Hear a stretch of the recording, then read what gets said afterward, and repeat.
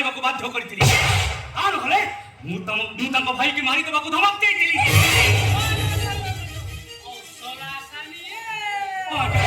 सब दोष मोर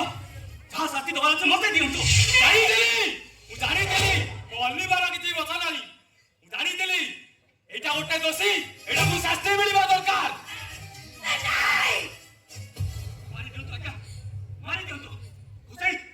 जो कथा जे आपण मते कहले ए कथा दीदी मते हजार थर कहचंती ले मु ताको ताको जमा सुनी भलो ताको देखा करबा को बारंबार मु बाध्य करिछि ए मिठा कहतो तो मिठा कहतो तो हां तो मिठा कहतो ए ओकेलो ने मिठा कहतिला अरे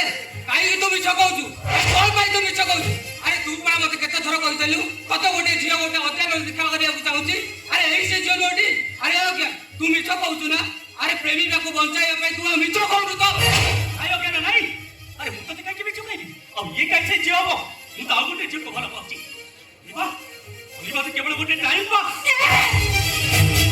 मिठा ये जहां कहते संपूर्ण मिठा कहते मिठा कहते मिठा कहतो ना तो सतो कहती मु और सतो कथा तो मानी नेइथिले आज ये जाय कथा जाई न तांता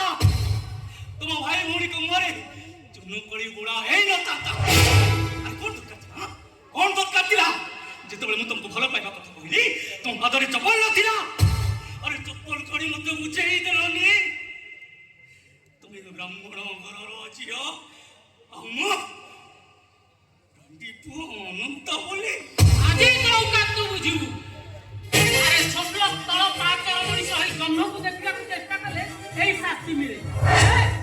एबे बुझिलु तो एई झियोटी केते भलो अरे मु ताको भूल बुझितिली ए बुझि पारुची एई झियो मो भाणे जीव होगा काई ठीक सुनोता अलिबा को तू जति कष्ट देइछु तार 100 गुण रत्न तू भोगिबो एई ब्राह्मण शास्त्र सुनले अलिबा तो जोत्तारे पिटिबो तू ना ताको जोत्तारे न पिटिले ब्राह्मण शास्त्र प्रमाण होइछबो तू उठे कराउ कि नै उठे नष्ट चरित्र अब एई कथा प्रमाण हे गले हम मुरे चुनो खाली बडाबो सेमिति हेले तू जानि चलिबा तो भाई का आत्महत्या करि दबो ओ दिबा तू कोन चाहो